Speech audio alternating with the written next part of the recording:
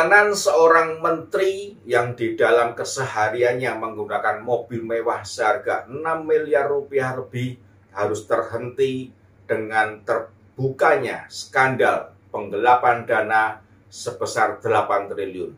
Pemerintah menganggarkan pembangunan BTS agar masyarakat terbuka wawasannya dengan dunia luar. Dianggarkan sebanyak 28 triliun. Untuk 4.200 BTS yang harus selesai pada tahun 2023 ini.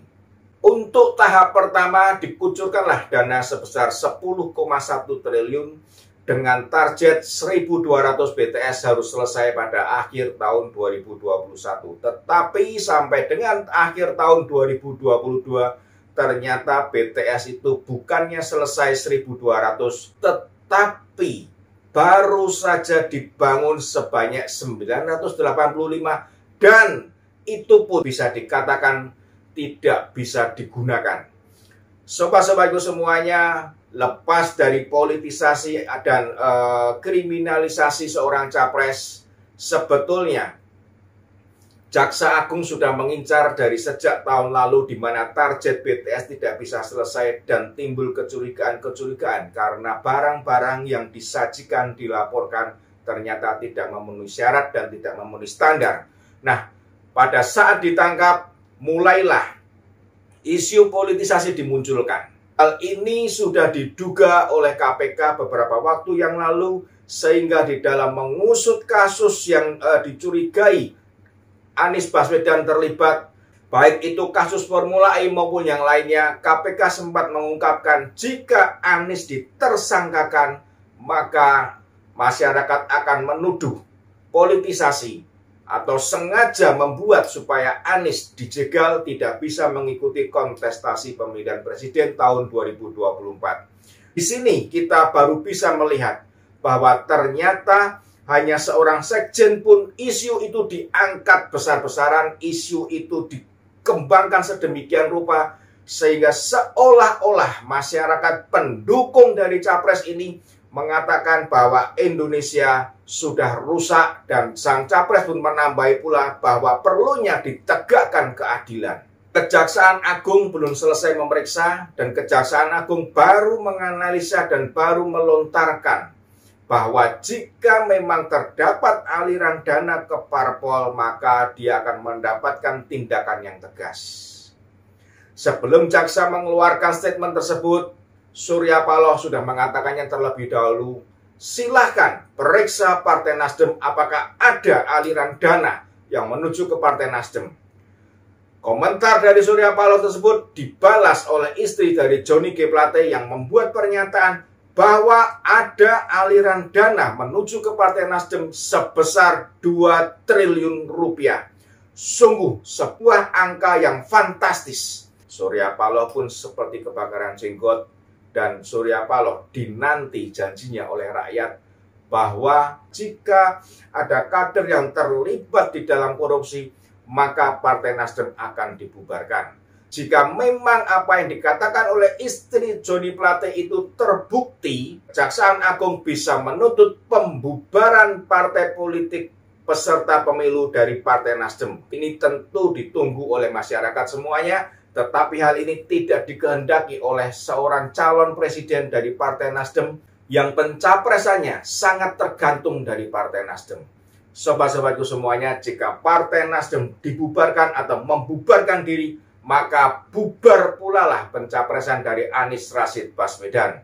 Untuk hal itu, keesokan harinya, setelah Johnny G. Plate digelandang ke Rutan Salemba, maka dengan kata-kata simpati dan kata-kata yang peduli, dia mengunjungi Partai Nasdem. Apa dari maksud kunjungan tersebut kita semua tidak tahu, tetapi yang pasti setelah mengunjungi tersebut, keluarlah statement yang dari seorang capres ini yang mengatakan bahwa dia sangat prihatin dengan adanya kasus Johnny G. Plate tersebut. Statement kedua yang dia katakan bahwa Tuhan berpihak pada kebenaran. Seolah-olah apa yang dilakukan oleh Johnny Plate, korupsi mega besar ini, 10 dimakan 8 ini adalah sebuah kebenaran Dan Joni Plate sekarang sedang dikriminalisasi atau sedang dijebak oleh pemerintah. Dan Tuhan melihat bahwa Joni Plate tidak bersalah. Kata-kata yang dia lontarkan, kata-kata yang dia ucapkan mengandung unsur politik identitas yang sudah mulai diawali oleh dia. Berbekal kata-kata Tuhan, dia ingin menunjukkan kepada pendukungnya bahwa tidak ada satu kesalahan pun. Dan Tuhan pasti akan melihat, Tuhan akan bertindak atas kebenaran yang ada.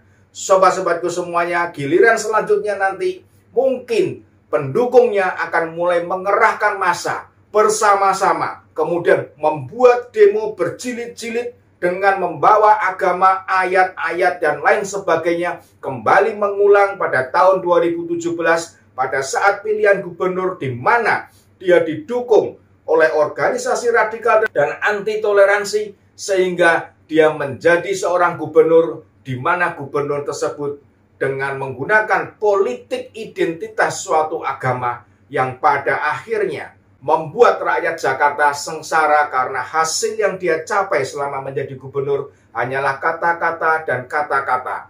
Tidak ada fakta yang mendukung kata-kata yang dia janjikan semasa kampanye. Masih ada ditambah lagi sebuah statement yang dia katakan dengan mengutip daripada Ketua Umum Partai Nasdem, yaitu dia mengatakan bahwa apa yang dilakukan terhadap Joni G. Plate itu mungkin sebuah upaya penjegalan terhadap pencapresan atas dirinya.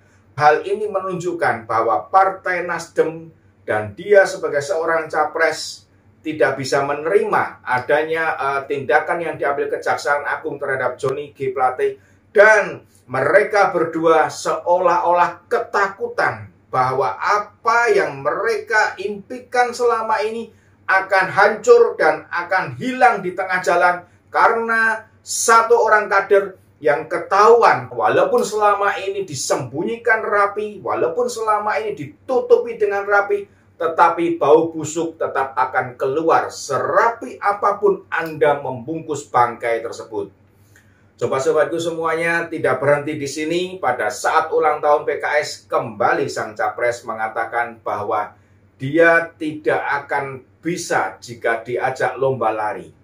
Tetapi jika diajak lomba adu gagasan, dia bersedia meladeninya. Sobat-sobatku semuanya, gagasan apa yang akan dia bawa untuk pemilihan presiden? Gagasan apa yang dia bawa untuk memimpin sebuah republik yang sangat besar ini? Berawal dari mulai gagasan itu dinarasikan sehingga muncullah ide. Dan ide itu dikerjakan. Hasilnya seperti apa? Jakarta telah menunjukkan gagasan-gagasan yang dia ungkapkan. Gagasan untuk membuat Jakarta lebih indah, Jakarta lebih cantik, dia narasikan. Kemudian muncullah ide bagaimana membuat patung bambu, membuat tugu sepatu, dan terakhir membuat tugu peti mati di DKI Jakarta. Gagasan berikutnya yang dia munculkan adalah naturalisasi air. Jakarta sudah salah di dalam mengelola air. Kemudian ide itu muncul bagaimana membuat air supaya masuk ke dalam bumi dan bukan disalurkan ke laut. Karena menurut dia gagasannya adalah air hujan di mana-mana kalau turun itu jatuh ke bumi bukan ke laut. Jadi di Jakarta dengan gagasannya tersebut dia pun membuat lubang-lubang sumur-sumur resapan untuk menjatuhkan air hujan ke dalam bumi. Walaupun pada akhirnya setelah lubang itu penuh, maka dipompalah air-air dari lubang itu, dialirkanlah ke laut. Itulah gagasan demi gagasan dia.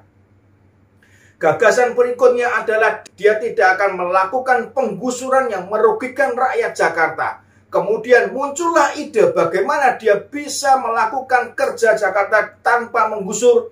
Ternyata dia melakukan penggeseran rakyat Jakarta yang memiliki rumah-rumah yang menghalangi jalan air atau menghalangi lokasi-lokasi yang akan digunakan oleh pemerintah DKI Jakarta. Penggeseran demi penggeseran terjadi dan rakyat Jakarta pun akhirnya menjerit, merasa bahwa mereka selama ini seolah-olah sepertinya mereka tertipu dengan gagasan-gagasan yang brilian. Ternyata faktanya gagasan tidak bisa didukung dengan fakta yang baik untuk rakyat Jakarta seperti yang diharapkan oleh mereka.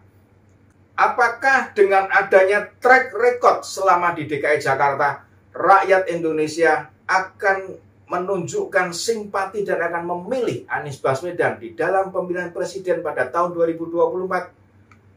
Sepertinya mayoritas rakyat Indonesia mulai pelan-pelan meninggalkan nama Anies Baswedan dari telinga dan otak rakyat Indonesia.